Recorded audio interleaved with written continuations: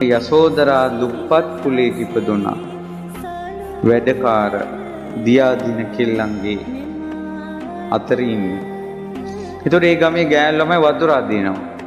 සිටු මැදුරු වලට රජ මැදුරු වලට බොලේ කාලයක් ගියා. මෙන්න මේ කෙල්ලන්ට බබාලා හම්බ වෙනවා. තාත්තලා නැහැ. ඈත් එක්ක වැඩ කරපු ගමේ හැම කෙල්ලෙක්ම චරිතේ නසා ගන්නවා. මෙයා තනියෙන් මැරෙනකල් නැත්නම් විවාහ වෙනකල් මෙයාගේ ජීවිතේ චරිතේ නසාගත්තේ නැහැ.